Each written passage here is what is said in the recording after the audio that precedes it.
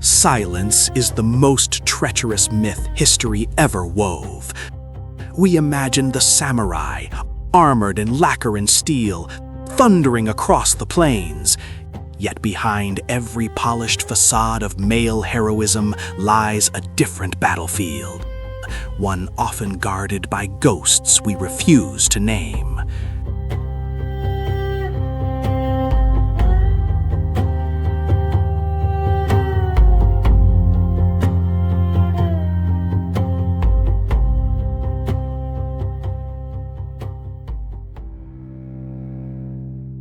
Turn the gilded pages of Japan's martial past, peel back the layers of romanticized feudal conflicts, and you will find them. The Onna Bugeisha. Not mere bystanders, nor fragile ornaments, but fiercely trained warriors, their hands equally capable with the brush as they were with the deadly arc of the naginata.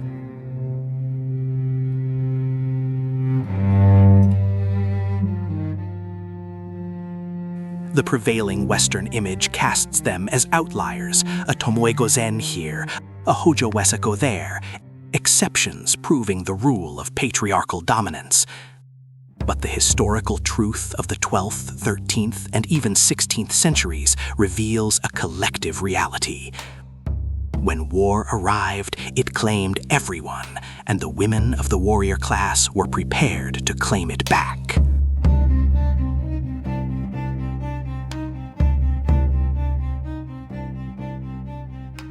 Our story begins in 1183, amidst the brutal Genpei War, a clash between the Taira and Minamoto clans that tore the archipelago apart.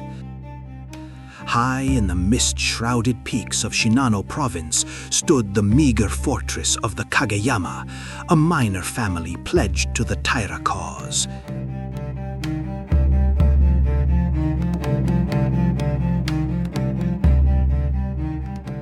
Here lived Lady Chiyo, known not for her delicate silk robes, but for the calloused ridge beneath her thumb, a testament to relentless training. Her father, a stern man of tradition, entrusted defense of the ancestral land, a duty blind to gender.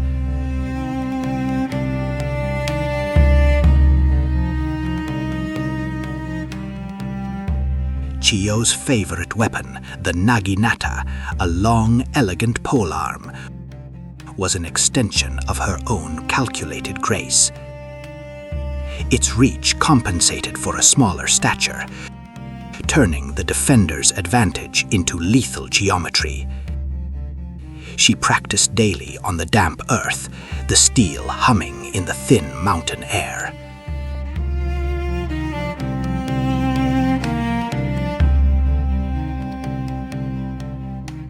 The air of peace, however thin, fractured when the scouts reported dust clouds staining the horizon. Minamoto riders, opportunistic predators seeking to eliminate Taira sympathizers, were descending upon the Kageyama lands. Chiyo's father was away, campaigning in the west.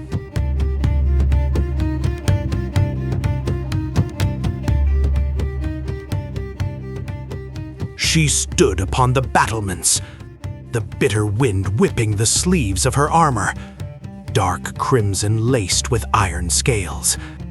Below, the remaining retainers, old men, young squires, and 3 other women versed in combat, looked to her for the resolve she radiated, cold and uncompromising.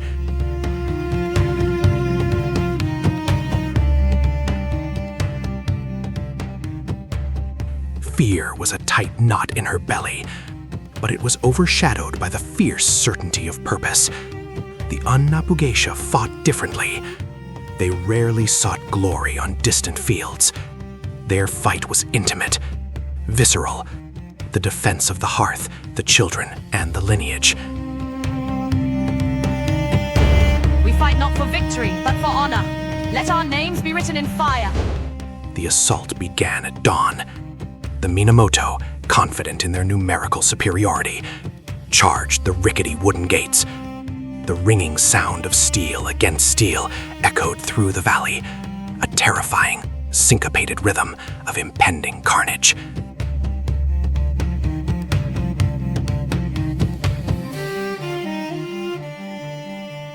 Chiyo led the internal defense. Unlike the sprawling skirmishes of the plains, this was a confined, desperate grind. Archers rained arrows down, guided by Chiyo's sharp, laconic commands, preserving their dwindling supply of shafts.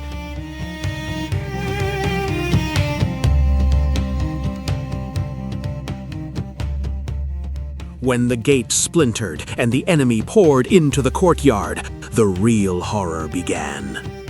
Chiyo plunged into the melee, the naginata a silver blur. She moved with practiced economy, sweeping legs, hooking throats, the long blade cleaving through the chaos.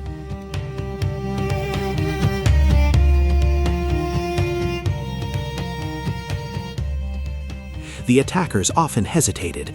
They expected the male warriors. The shock of being confronted by a figure in armor, small yet deadly, often granted Chiyo the half-second advantage she needed to deliver a fatal strike.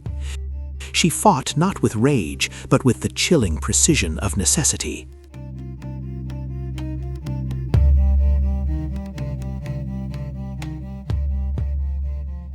Mid-morning brought the crisis. A massive Minamoto warrior, his helmet crested with iron horns, smashed through the last line of defense near the main keep, roaring defiance. He was aiming for the women and children sheltering within.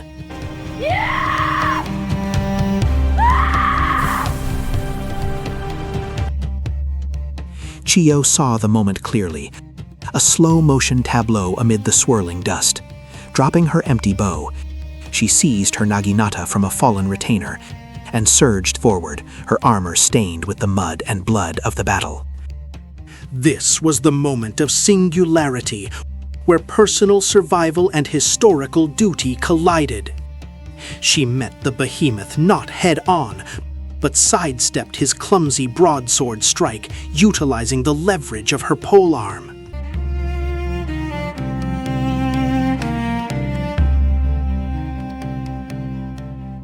She planted the butt of the naginata firmly, allowing his momentum to carry him past, then snapped the blade upward and inward. It was a flawless counter, learned from endless repetition, ending the threat instantly. A collective gasp rose from the defenders. The Minamoto force, seeing their leader fall, wavered. The momentum of the assault broke, and they retreated, pulling back their casualties, leaving the courtyard slick and silent.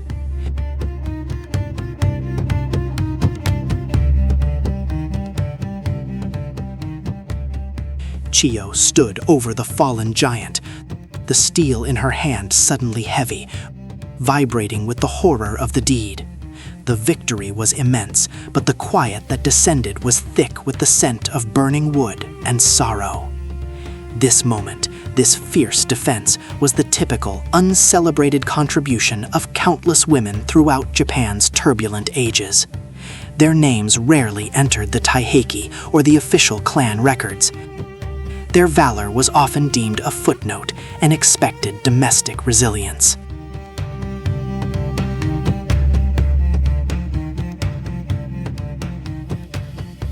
The history books often simplify the warrior class dynamic, suggesting women's roles shrank abruptly. In reality, the shift was gradual, accelerating with the relative peace of the Tokugawa shogunate Edo period, when the focus transitioned from battlefield defense to domestic political management and the strict adherence to Neo-Confucian ideals. But in Chiyo's time and the centuries preceding, the Onna Bugeisha was a fact. Her historical presence disproves the myth that military prowess was solely the domain of masculinity. When the clan's survival hung in the balance, every trained hand was essential.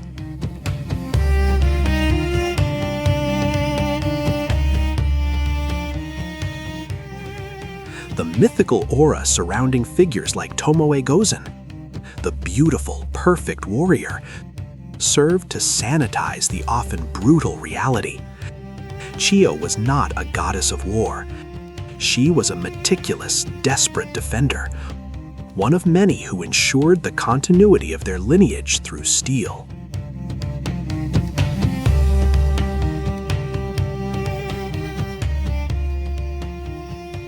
As the years passed and the Kageyama family stabilized under the victorious Minamoto regime, Chiyo found herself facing a new battle, the war against erasure. Her deeds were whispered, yes, but often softened, recast as the valiant actions of a loyal wife, rather than a commander. She chose not to fully shed her armor.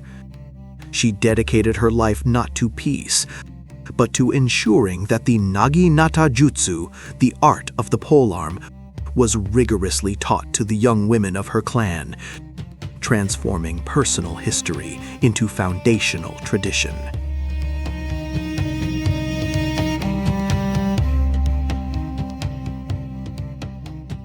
Chiyo's physical story ends, absorbed into the quiet rhythms of the restructured society.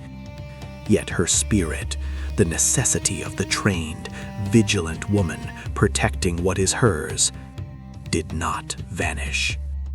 It is a thread that runs unbroken through time, echoing perhaps in the stories of the determined women who led resistance during the Boshin War centuries later, or maybe if you listen closely to the rustle of leaves in any quiet, fortified valley, in the faint sound of polished steel cutting the air, waiting for the next history to unfold.